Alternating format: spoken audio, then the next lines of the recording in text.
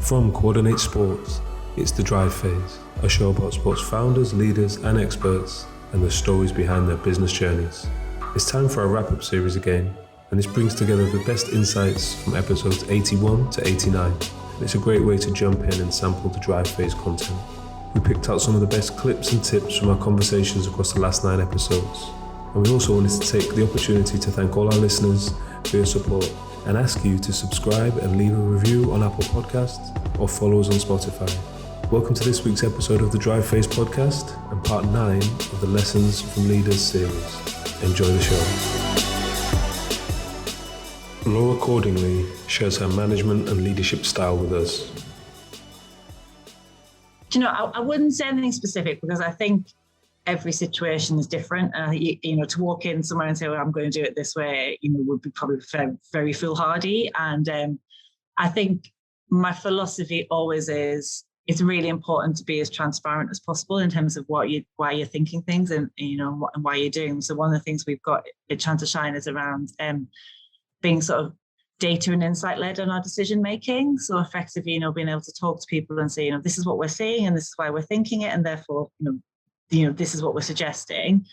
And I think in terms of just, working with the team and people, it's just really important to me that everyone is treated the same, no matter what job that you do. And actually you understand how important your job is in contributing to the bigger picture, and that you conduct yourself in a way that, people want to work with you and they want to partner with you. And you do that in a real way that's human, but also with a bit of humour. I think it's really, one of our values at Chant to Shine is to have fun. And I think, as a team, we try and concentrate on that as much. We're serious about the impact that we have, but, you've got to have some fun and enjoyment, along the way. And I think that's kind of, I guess, they're principles I probably would take with me, but I don't think there's kind of a, I'm unfortunate. If anyone does have the sort of golden success nuggets, then please do let me know. But I think it's, I just kind of take every situation as it comes and try. Yeah. Chris Irwin, Rowena Samarasinha, and Laura Cordingley share their experience of childhood elite sport. Probably. They'd 100% said there's a chip on my shoulder if you'd asked them. But no, I think you are driven. You're the youngest, aren't you? And you're always kind of, I remember us playing kickabout in the back garden, when you're doing keep you up 60 seconds where you've got to kind of score on a volley after 60 seconds and that. And we'd always be competing against each other. We'd play knee rugby in the front room and cause absolute havoc.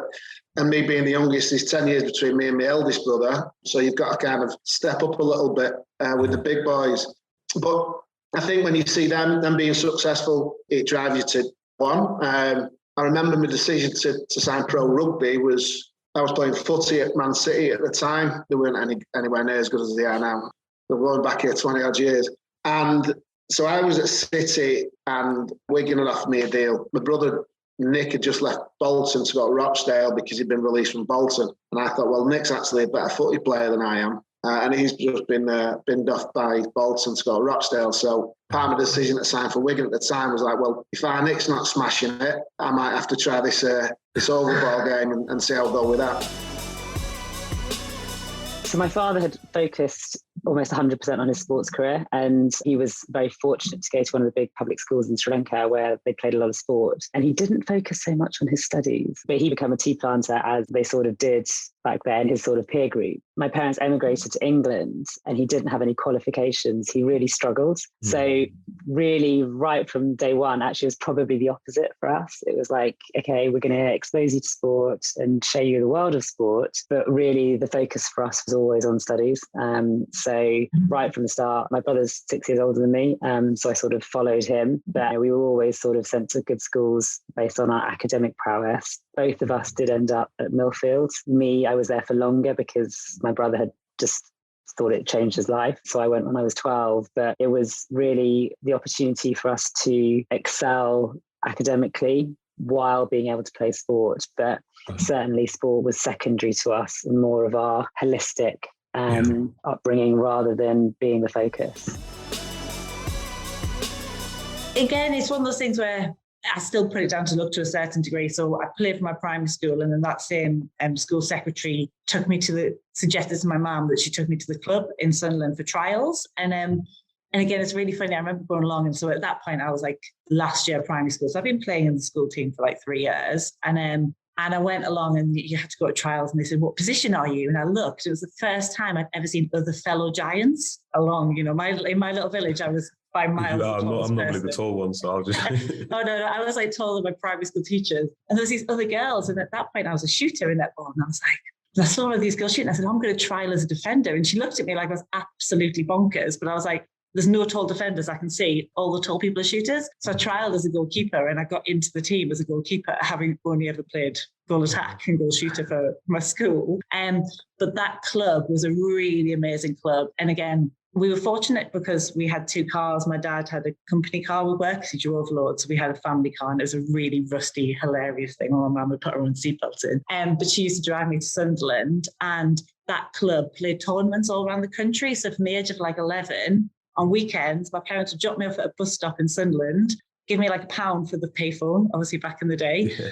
I'd go to Bournemouth, I'd go to Manchester, I'd go to Southampton, we'd go to Croydon for netball tournaments. And I'd be like, I'll be back on Sunday. And we'd stop at a service station halfway up the A1 and be like, Mum, Dad, I'll be home in an hour. Can we get me from the bus stop? And that at a young age gave me really good experience to other people playing netball at a good level. And I think, I really credit that for helping me raise my standard, the club, all the volunteers that took us, thousands of miles in my life. So Sunderland to Bournemouth was the... we'd go all over the shop. And from there, I got scouted. So when I was about 16, there was England scouts that used to come to the tournament, and I got selected to go for trials for the under-21s. And that was kind of start of my netballing journey, I guess, as such.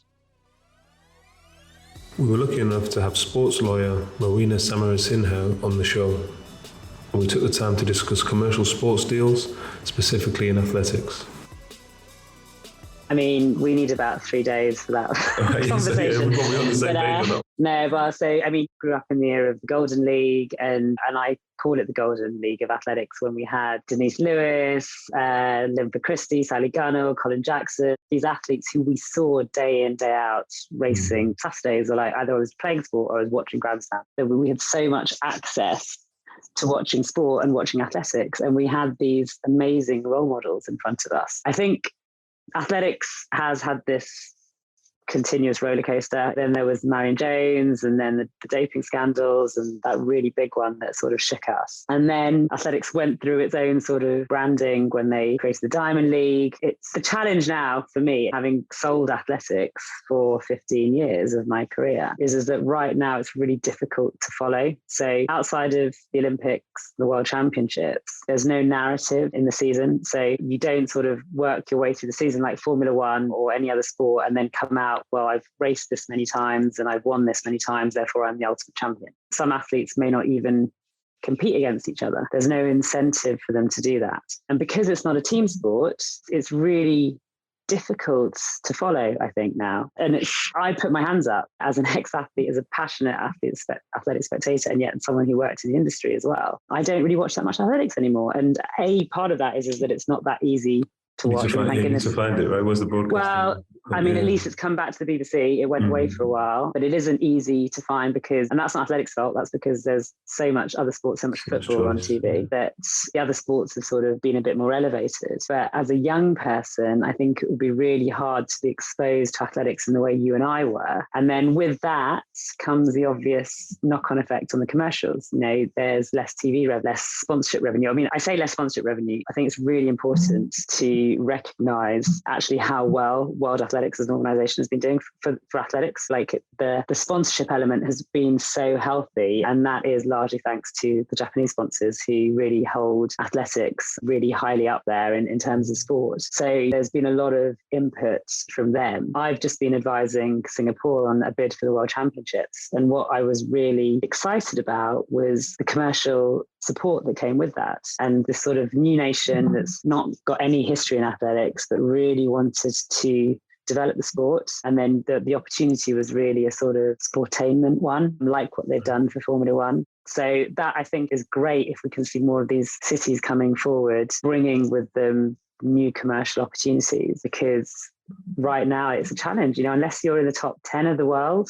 It's hard to get a manufacturer sponsor. It's hard to get paid for a lot of these to compete. It's really challenging for athletes, and it makes me sad because we know how much effort goes into that, right? And sure. Not even to this level. But I also think as well, right? Totally. But I think we were very fortunate to have Usain Bolt for as long as we did, because I think he really, coming out of the Marion Jones era and the doping scandal then, having Usain sort of like change the dynamic and move away from the super serious. Yeah, well, you brought some showbiz, right? And some entertainment. Yeah, and we have a lot to thank him for, and it really put athletics back on the map. So I just think we need, something that we always used to talk about with World Athletics. And actually, someone I was speaking at conference yesterday, someone mentioned it yesterday, and I thought it was a brilliant point, because we've done really badly at telling people stories. And I think what has been seen out of the last few years, with Drive to Survive, with all of these docuseries coming on, people love to hear the background stories. I always think that as a female, as a female sport, someone who engages with sport, they like to engage with the stories behind the athletes more than the actual sport watching. So I think that was a real game changer for F1. With Drive to Survive, I think more women started following F1 than ever before. And I think athletics needs to embrace that, to tell the stories, because so many of these athletes have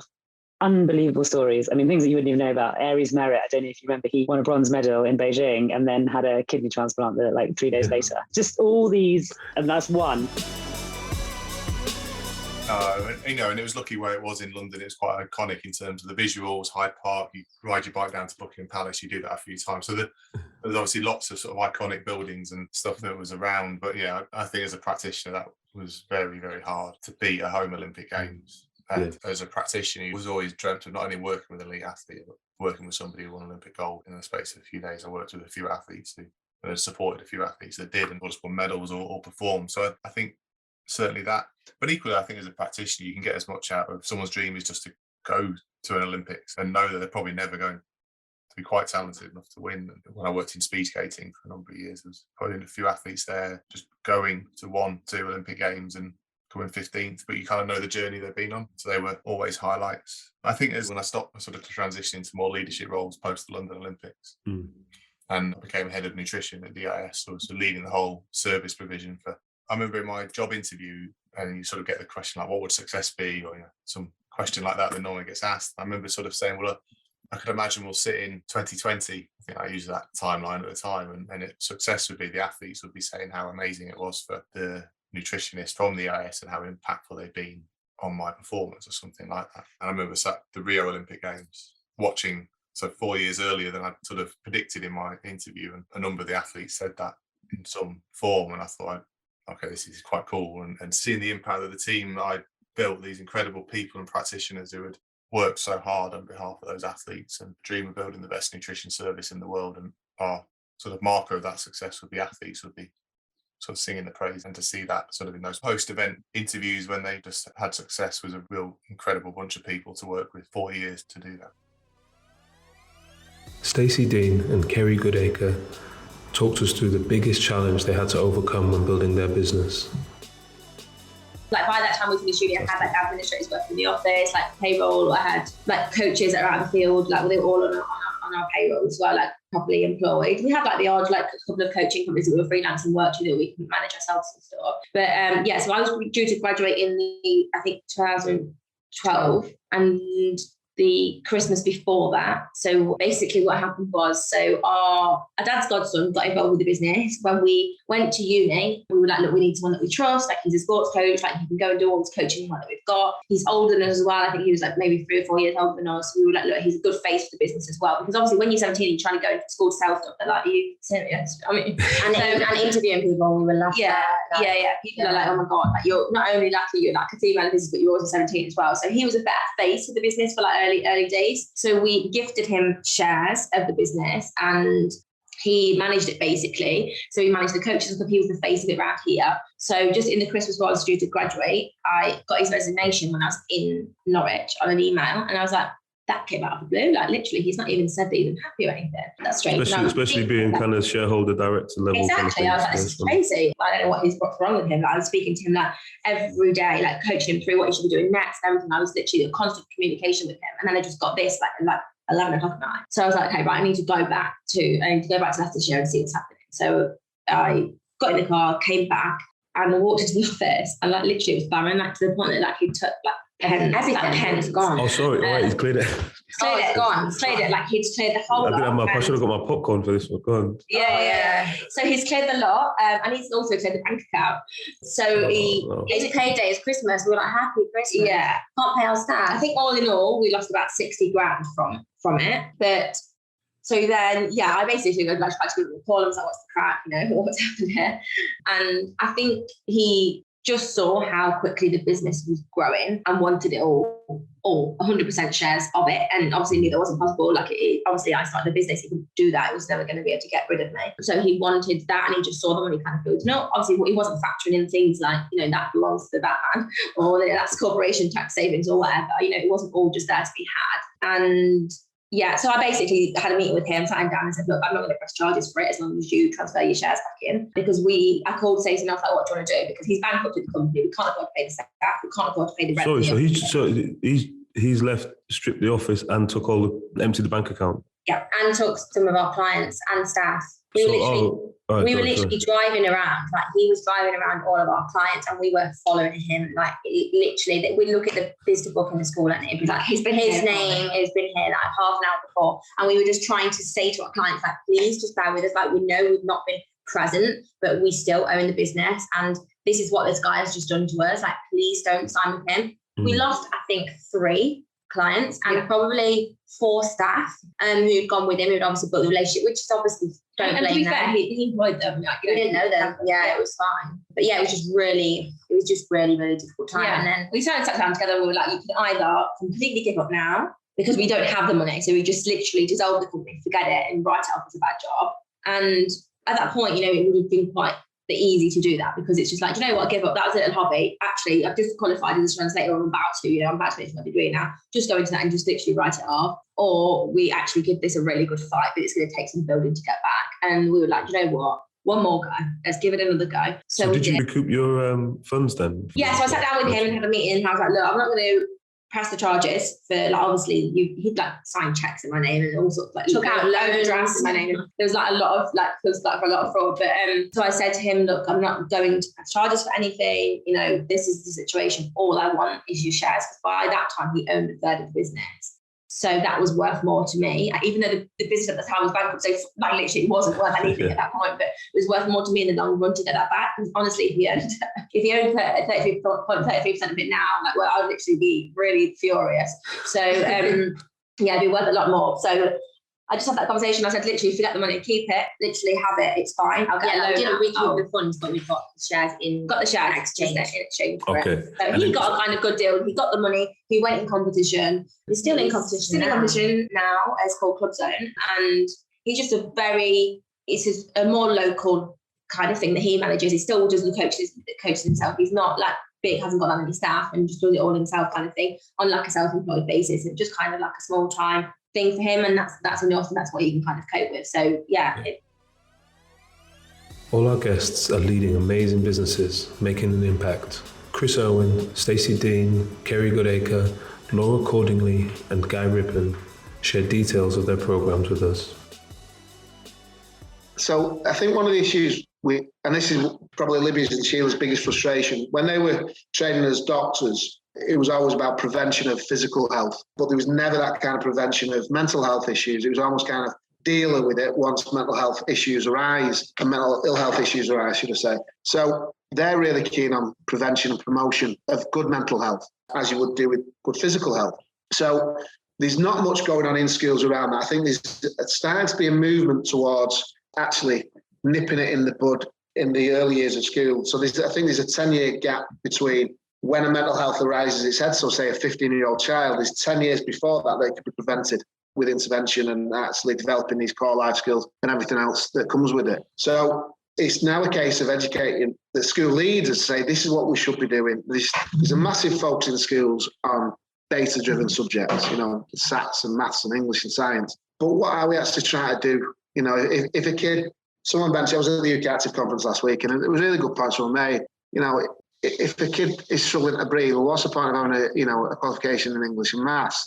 Fundamentally, you need better breathe, you need better walk, you need to be able to do all these things. if we're not actually teaching children about these core life skills, they're so useful in everyday aspects of our lives, whether that's in leadership, whether that's in sport, whether that's just the way you and I communicate now, that needs to be delivered, you know, and now you're going to be able to learn if you're dealing with mental health issues. Well, you're not.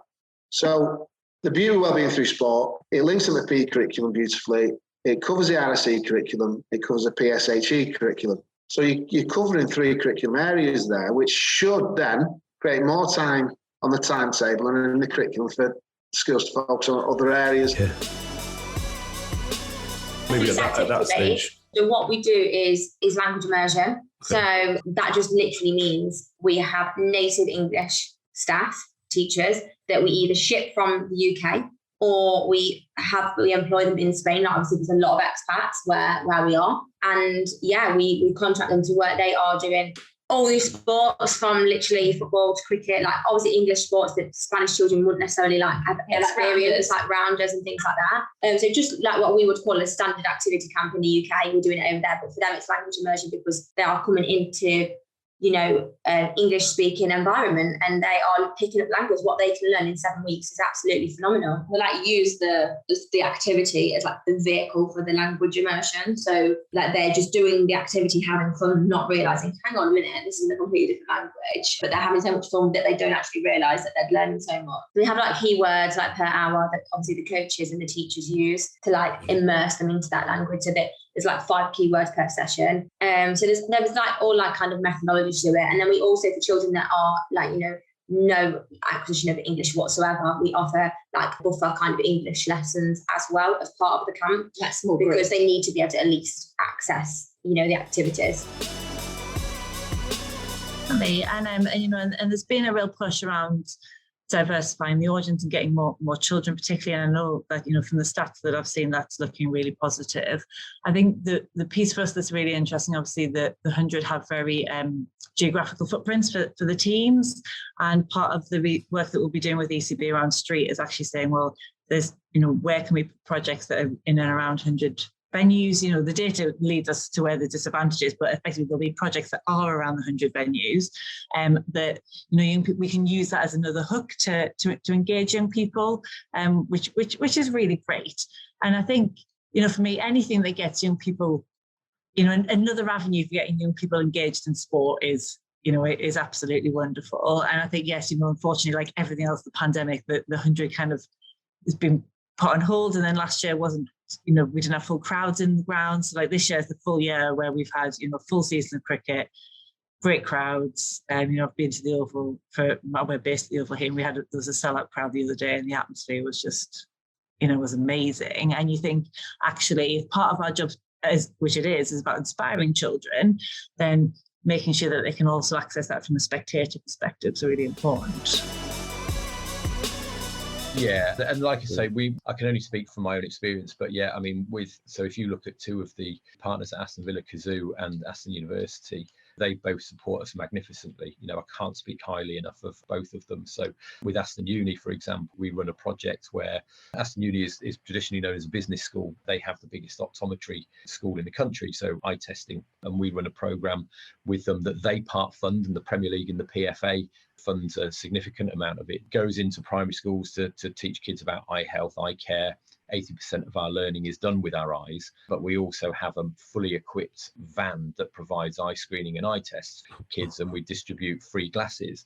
So I know when I was at school, I wasn't the most academic kid. So if I kind of couldn't sit and pay attention, I wouldn't have had the tools to learn. We're trying to do that in inner city areas because statistics show that children from those areas are less likely to get their eyes tested. And these are the fundamental tools that kids need to even have a chance of success in the classroom.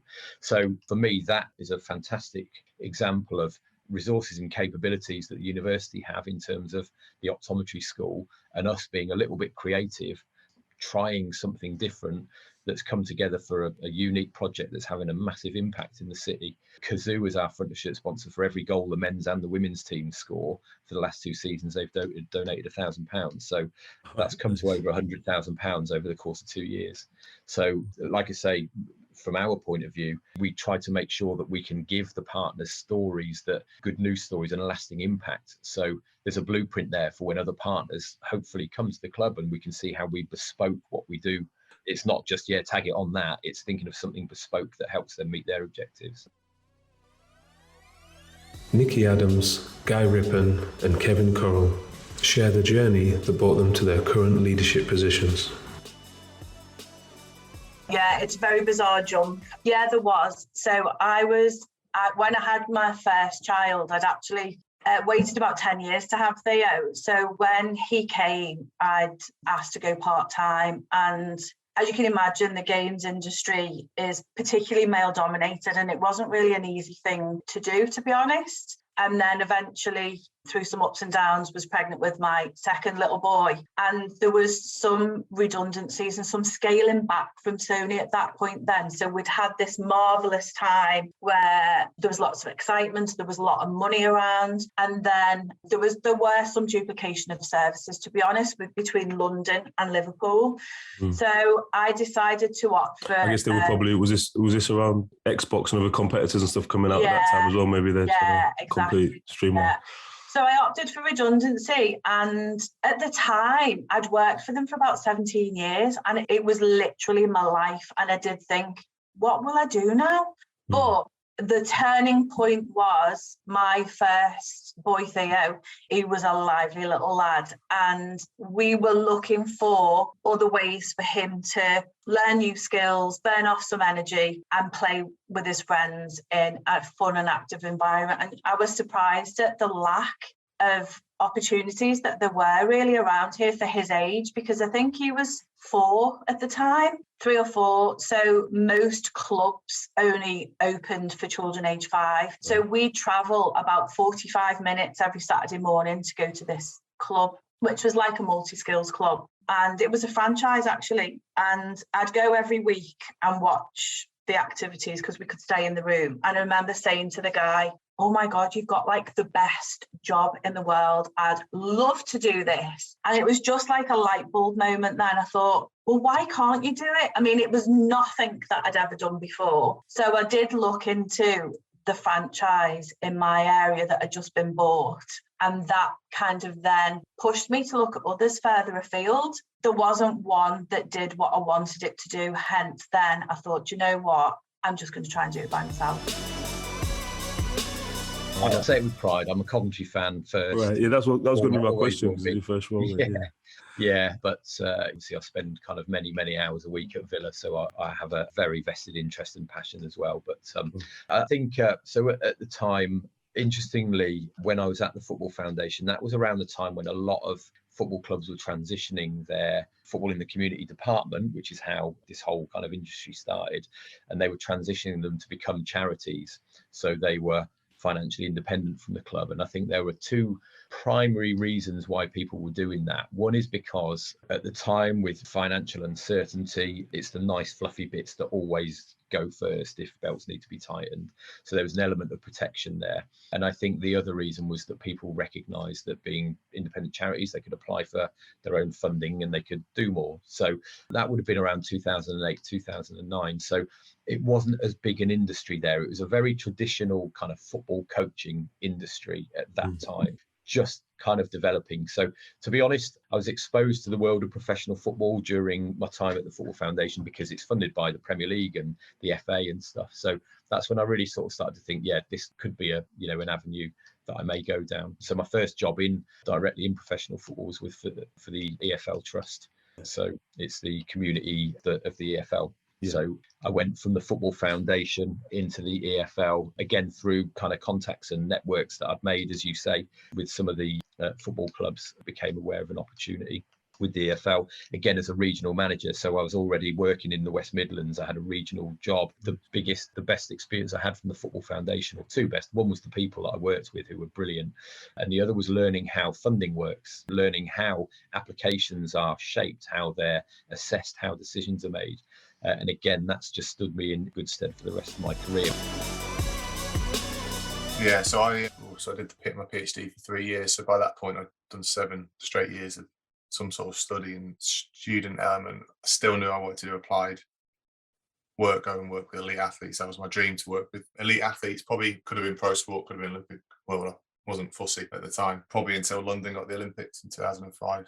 I remember sat in my PhD office and watching the announcement that London was going to get the Olympics, and I thought, that's it, whatever it takes. I want to be involved. That's once in a lifetime, once in a generation opportunity, and I want to be involved. That could have been sweeping the streets or being a games maker, but fortunately it was a bit more than that at the time. And weirdly, actually, I got a few weeks before that sort of a training course of what to do, something sort of skinfold assessment. So skinfold, the horrible looking caliper things that you sometimes see scientists or gym instructors holding to pinch people to see what their body composition is. And I'd done that, and I bumped into a guy called Nigel Mitchell, who just started as a nutritionist in the IS, and he was working with British Cycling at the time. And I'd met him before. He was a lecturer on my master's. We sort of bumped into each other, one of those moments in the corridor. I know you, don't I? And we got chatting, and I was about to go support a team who were doing something called the Race Across America, which is a non-stop bike race from one coast to the other. I said, it was like 1,000 miles or something. I can't remember. It was ridiculous. It's all like 10 days, something like that. I mean, amazing experience. But we sort of got chatting to him about that, and he said, I've just started English Institute of Sport. You're interested in applied work. You were sort of getting more and more interested in nutrition as the sort of the specialism. He said, come up to Manchester and spend a day with me and just sort of see what he thinks, see if you like it. So later that summer, I drove from Birmingham to Manchester, a little bit scared, and sat with him while he was doing some work with athletes and sort of observed that, got to know him a little bit, and we kind of kept in contact. And then when my PhD was coming to an end, there was an internship in the IS, which came up. There was actually, at that period of time, because there wasn't enough sport scientists to be employed, given the investment in the London Olympics, there was a lot of intern level jobs that came out most years for 3 or 4 years. So sort of good timing, I guess, in terms of being there. Got an interview, got offered the role. Developing and communicating a great company culture is key. Julianne James and Guy Rippon share their thoughts and approaches with us. That's exactly right. And that happens anywhere in any industry. I still really believe in education, upskilling, support. I recently, I'm a positive person, during the COVID, I studied, and I did a Cert 4 in training assessment. It wasn't for me. I did a Cert 4 in leadership and management. And what that showed me was we have to give respect to all of our workers. I really believe in a workplace culture. We've got to maintain respect. A lot of industries think in and out with their employees. Doesn't matter, I'll get new employees. It shouldn't work like that. We should retain our customers, our people, our teachers, and the people that work for us. They're our support network. So we're responsible for support. That's what I truly believe. And by upskilling, you're supporting them. You're supporting your business, but you're supporting your teachers as well. Or your teachers or work colleagues. It doesn't necessarily have to be teachers. So at the moment, I think we're probably at about 85 staff. We've actually probably got about 15 jobs that are in the process of about to be advertised imminently, projected another sort of fairly significant growth between now and the end of the year. So we kind of estimate by the end of the year, we'll probably have somewhere between 120 staff. I think that the main thing for me is, I don't judge how good we are by how many staff we've got. I judge how good we are by, are we delivering impact? The partners, have we got a good reputation? Are people coming to us with opportunities? And I firmly think that if we do deliver quality and we deliver value for money, and most importantly, we deliver impact, then there will be more opportunities. So that growth will continue. So despite my background in funding, we don't write a lot of funding applications. We actually do very few. But we're fortunate that the hard work that the team has put in over the last 5 years is now leading to lots of people coming to us saying, we want to work with you. In terms of future ambitions, if I sit down and think about it too long, it's a bit scary how many people I'm kind of responsible for. And there's not an ambition to say, right, we want 300 at all. I just want to make sure that we're growing sustainably, we're growing and not losing the quality of what we're doing. And I firmly believe that those opportunities will come. So there's no ambition or target in terms of how many people. I think a big thing for us and a big focus as part of our current strategic plan is looking to try and align more effectively with statutory organisations to draw down more statutory funding. So we deliver a huge amount of statutory services around crime, youth service, education, health, but we actually get very little central funding for that. So I think if we can kind of make a headway into that, as well as the other funding that we managed to secure, then things can continue to grow. But the main thing for me is not making sure that we still have a fabulous team, that we can progress, that we have a culture that people want to work here, they're proud to work here, they want to do a good job. And that way the quality and the impact stays up there, which is the biggest success factor. Establishing and maintaining positive habits is a challenge for all of us. Rowena Samarasinha and Kevin Currell share their approach to focus and stress management. So I've always been a terrible sleeper. So, and actually the sport thing is both a mindset thing for me because it is my me time. So I've actually even stopped listening to music. I listen to podcasts sometimes when I'm running, but it's just a time for me to process. I think taking that step back, especially when you're in a creative role, it's really hard to be creative when your mind's just going 1,000 miles an hour. So actually, even this last month, I've really taken a step back and had a bit of a break. And it's funny when you do that, how much stuff lands on your desk. And suddenly it's because you've got this space to answer my emails, to think about things, to engage with people in the right way and not just be like, oh, give me 5 minutes. And that's sort of not in our world, which is very relationship driven time for people. I think and I'm still learning. It's not taking on too much and making sure I do have that time, but really for me, sport, I do part live in the mountains. That's a really important space for me because I'm practicing what I preach. I'm talking about why sport helps us to perform in business as well. So, and that's really what I use it for as well, and why I guess I switched to this endurance sports. I do a lot of ski mountaineering as well. So that is because it's time for me to be training, but it's also quite high stress. Whereas sort of going for a really long, slow run is actually really good for your body as well. It's sort of bringing down the stress level.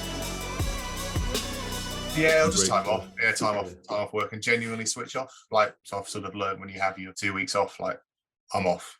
Like, people know how to contact me if it's absolutely urgent, but I'm off. I found that to be invaluable, particularly with kids. Definitely. That's what I was going to mention. I was asking you, but you reminded me there in terms of with the kids or just in general, kind of family time or whatever. Like I've found managing my notifications is one. Like I just switching them off because you have your phone around, but that constant, every email comes in, ping, ping, ping. So I go and check it purposely now. Yeah, I took my emails off my phone. Yeah, nice. That's the next step. I'm in control of when I check them. And I turned on the computer, I turned off the automatic notification that comes up every time you got an email, or the little red circle. So that you're in control of that. I think it's easy to fall in the trap of sort of like feeling you've got to do everything as a leader. And I think it's a really dangerous trap. Doesn't mean you don't work hard. Like, you've got to work hard, but you've got to balance that as well and find that balance. And sometimes accept that you'll be really busy and that's going to be fine, and some of those sort of bits might fall off, and then there's going to be periods of time to recuperate, because that's what you do with athletes. Aren't always on. They're not training all day every day, and actually they adapt to the training in the periods of time when they're resting. And I've kind of always figured that if that works for athletes, it must work for humans. If that works for a muscle, it must work for the brain and everything else. So I try to apply that as well. I found that even with the family time, where there's a naturally introverted character, so sometimes the thought of a 7 and a 5-year-old running around screaming is probably not what I want. So sometimes quiet time also means no family time either, and working through that and not punishing myself if I don't feel I've not spent enough time with the kids. We had the pleasure of hearing Peter Roberts' business journey, including his multiple exits on the show. He shares the story behind one of his early successes with us, and Chris Irwin talks us through the deal to sell his coaching franchise business. It was April last year with Head Start Sports Coaching. I was obviously busy in a way with Wellbeing Through Sport and kind of working on things with that with Libby and Sheila. And I actually went to a recruiter. I said, I need a general manager for Head Start Sports Coaching. Go and find the best person in the sector to, and let's work out a salary that they can oversee Head Start Sports Coaching. So this guy was doing that, and there was some really good names were coming forward, and people that I know in the sector and I work with quite closely now. And as we're doing it, Ash and Adam, the 2 first franchisees, they came knocking on the door. And we want to do it, Chris. We want to be general managers. We'll do it together. I said, well, listen, I'm looking for national sales now. I said, we've smashed the market in this region. I need national sales. I said, I'm not sure sales is what you guys are great at the moment. In a few years' time, we can develop that. But then as the conversation went on, I just turned around to Adam. I said, well, look, Adam, what is it that you actually want? And he went, I'll be honest with you, Chris, I want to buy you out. How much do you think it's worth? And then he goes, I don't know. I said, all right, look. I said, are you just saying that flippantly? He goes, no.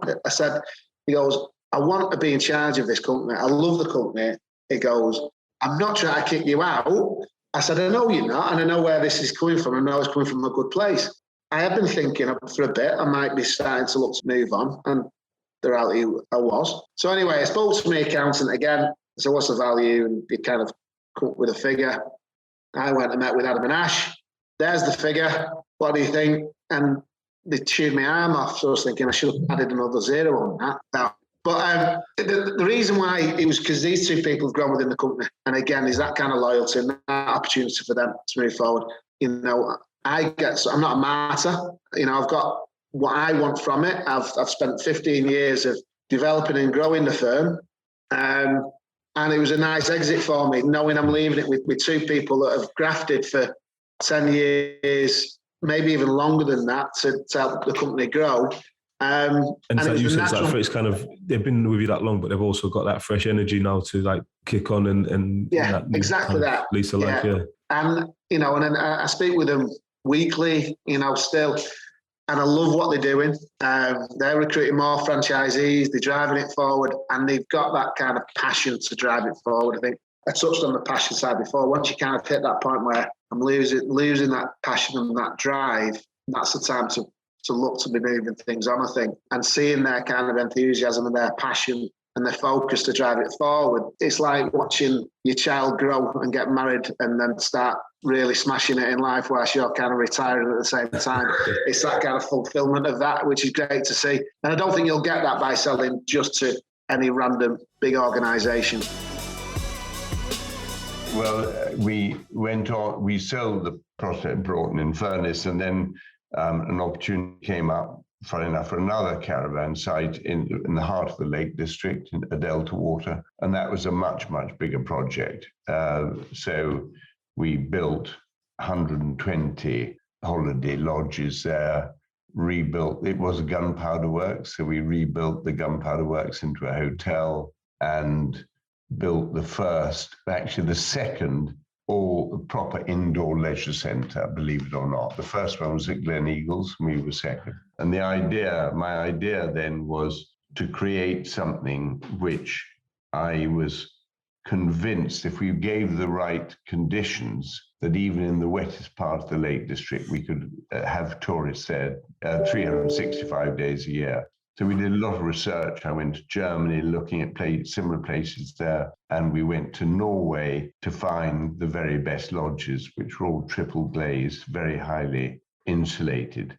And I can remember going there, and it was something like -20 outside, and we were all dripping with sweat inside these lodges. They were so well insulated. So setting the whole thing up was fascinating. As I said, a big, big project, of which there was no real precedent in the UK. So we were learning as we went. Do you think, just curiosity, because we may be going off topic a little bit, but do you think you are kind of drawn to those large scale projects, or so if it's not big enough, it's not really, I guess, doesn't grab your attention or interest in terms of, because for me, that going from scratch, well, yeah, talk about how that's financed and how you put something together like that and build the team and stuff. But is it almost like if it's not big enough, it's not? Yeah, all the things that I personally have been involved with have started from scratch, but with an idea that they had some blue sky out there. You know, I think you can do small projects, whatever, but it's not going to get very far. So the idea was, yeah, and you know, as I said, it took us 2 years to get planning permission, a lot of work involved on developing the actual units. The site was very hilly, etc. So I could see the potential there was enormous. Its location was fantastic. The actual site itself was fantastic. And it was all about creating something that people felt that they could go any time of the year. And surprisingly, you know, we were full literally all the year round, because it was so comfortable. We had the indoor leisure centre, which people could swim and play, you know, squash and games and that sort of thing. And then a backup of the hotel for food and beverage. So it did achieve all those things. And I guess that model has been replicated now with biggest one, probably Centre Park, stuff like that. That model's still remains successful. In terms of that kind of blue sky thinking and initiating, I know it's going to be a lot easier for you now, given all the success, but raising funds at the time for such a big project, was that difficult for you, or was it just kind of based on the network you had and you had good partners on board early stages? I was very fortunate that I had 7 good backers who came in, and remembering this was in the early 80s, things were a lot cheaper then. And, you know, we raised £800,000 to do this project initially, which in today's high inflationary, of course, we'd had inflation in the 70s then, but the interest rates must have been higher back in the 80s, right? Yeah, they were. So we didn't borrow any money to start with. And we had another round after the 800. But the great thing was, and one of my key points in all this is you've always got to have a good business partner in there. And I was lucky enough to find a guy who became my sales and marketing partner, really. And I shall never forget, I said to him, how are you going to market time? We did it under a timeshare base, timeshare lodges, when you've got no knowledge of it at all. And he said, I've sold lead paint to the Russians, he said, so this will be very easy. It's going to be easy, man. And he was right. But he'd worked for Procter and Gamble and he was a pure marketeer, knew exactly what he was talking about. But the point was, this was something that I knew little about. He did. My sort of property development background and his sales and marketing background were a great combo, to be honest. And then the people we had on the board were there to help on the financial side. So it got off to a very quick start. So our cash flow was fantastically good, and that then allowed us to borrow money. So we were lucky that, we just got running early doors, and, the cash flow was always ahead of our building requirements. Nikki Adams, Julianne James, Peter Roberts, Stacey Dean, and Kerry Goodacre look back and give advice to their younger selves. Oh, I think it would be enjoy every moment a little bit more. Don't get too bogged down with business. Enjoy it as on a day-to-day basis. And on a personal note, as a woman in business, maybe, I would say fill your cup up more, love yourself more, fill your cup up more, and then you can help others. And I was guilty of perhaps not doing that in my house. I was underneath the hamster for many years in terms of priority. And I look back now and think, why did you feel guilty putting your kids in crash when you went to the gym? You didn't do it. Do you know what? That half an hour, 45 minutes wouldn't have made any difference, but it would have made me feel a million times better. So think about yourself, a little bit more sometimes. And as I say, as a mum, I didn't do that as much as I look back and think I should. But yeah, enjoy every day. Think about the good things that happened every day and celebrate your wins as well. Trust my own intuition. I was always searching for people that I could collaborate. Collaboration's great as long as you've got your foundations, your faith, your stepping stones, your guidelines, your plan in your head. Not having a business plan and growing organically can happen, but really sitting down and taking time to know your figures, know what's coming in, know what's coming out, what is profitable, what's working. Feedback. We need to do feedback forms. Why aren't the customers coming back? All these things make a business model, So for me, trusting my own intuition rather than I was externally sourcing people to do all that for me. You've got to know your business from the core. You've got to know that yourself. Otherwise, you're susceptible, again, to deceit. Unfortunately, human nature is not always kind in business. So prepare yourself. Make yourself strong. Believe in yourself. Have everything in place and focus, Doing the meditation or doing whatever you need to focus or simply taking time out, being a workaholic is not as productive as what we imagine. You get better results. You really got to plan ahead and stay positive. Give yourself a good financial educational backing at the beginning because the thing had always haunted me. I don't know how I got away with it because I was so naive.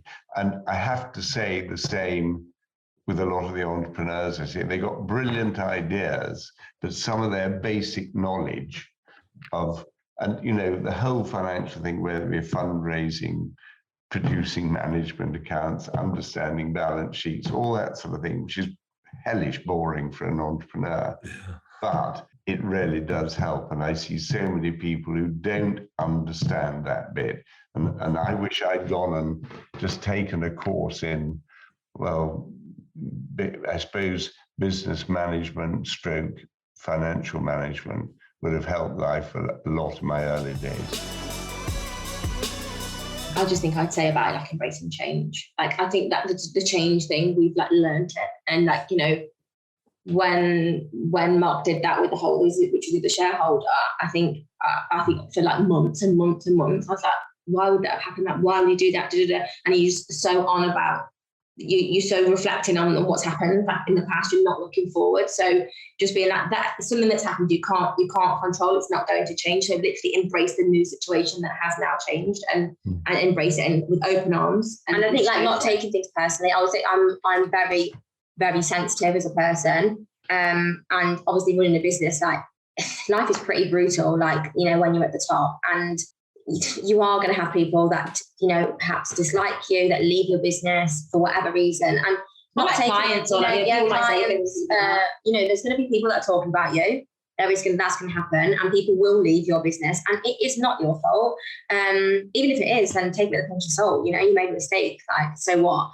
But I think for me, like when you have that first resignation of your big, like, you know, you're one of your like full-time members of staff that you really rely on. You take it personally. I don't care what anyone says. Anyone that wants to disagree with that is totally lying. You take it personally because it reflects on you. It's your business at the end of the day. And you then think to yourself, oh, could I have done this better? What did I actually do? And just not taking it personally. Like, people will come and go. You know, like the world moves around, so do people. And the sooner that you learn that in business, the better. And the more that you rely on your systems and your people, then you know, you're going to be more successful. I think, like I said earlier, having those key people and our key team, or, you know, the ones that we manage directly, are our core unit. Of course, if one of those left, like, you know, not obviously we wouldn't take it personally now with our experience, but we would be absolutely heartbroken. But it's looking after those core people, and then, you know, people that, you know, are doing part-time work for you, or that are quite far removed from you within the business, being managed by the people. Like, you can't control everything. People will come and go. And I think not taking things personally and not taking things too seriously, they're like, just don't worry about it. Peter Roberts shares his approach to find the most successful venues, and Julian James talked to us about first mover advantage in new markets. Yeah, I was the first. That's one of my aims. You know, we all have aspirations, and my aspirations is to be the first in most countries. I witnessed, you know, I was the first in China, coinciding for structured swimming lessons for babies is considered not the right strategy now, because they're saying it should be more child-led. There's lots of things that come into my industry, but I make sure I adhere to all the upgrades and all the latest technologies. But at the time, it needed some structure because there was nothing, especially somewhere like China. They needed a bit of guidelines, a bit of, well, how do we do these concepts? But that soon become very saturated in China. But yeah, then I was the first in Taiwan and many, many, many countries. Yeah, now that's my ambition, is probably to get rid of the old and go in with the new. Not get rid of the old, you know, change. I embrace change. Obviously, I care for what's existing, but I think, you know, with franchising, COVID had a big impact on lots of franchising. And the way I look at it, I look forward to the future. You know, like I'm lucky I help people start their own business. If with a franchise brand, if they do decide to rebrand, I wish them all the luck, because I was lucky enough to help them build that. So that's why I embrace change, you know, and I believe now I've got new countries that don't have baby swimming. The world's a big place. You know, I've always got opportunities around. I think obviously COVID really affected, we did nothing for 2 years. You know, we were effectively closed down for 1.5 of those. So we did nothing. Cash was leaking out of the back door anyway. We were very fortunate. We'd raised funds, and we've raised more funds since. So that's put us on a footing where we can now start rolling out in different areas. And I think, you know, a lot of the early units have taught us quite a lot about location, you know, where we should be. As I said, when we started off, we were pretty innocents abroad. So the key things, like you must have good outside light coming in. You've got to have outside areas for exercise. You've got to have really good parking, ease of access for parents for drop off and this sort of thing. So we've learned that probably the hard way over the last 3 years because of COVID. So we've developed some good models on site finding, and we've got a good team involved. So we're now starting to look at new sites to develop. Interestingly, when we started off, we were looking at sort of warehouse type units. What with, again, COVID, Amazon, all that sort of home deliveries, those have all gone mad in terms of rental. So, we have to be very, very careful in our site selection. Because if you start falling into the retail side, then it's even more expensive, right? Exactly, yeah. I mean, retail parks are good because obviously there are other things that people can go and do, and there's parking easy. But funnily enough, the occupancy in retail parks is holding up pretty well. Bad in town and city centres and shopping malls and everything, but retail parks has held up pretty well. But depending how bad our economic situation gets, we think there will be more sites become available. Thank you for listening to this week's show. You can subscribe anywhere you get your podcasts.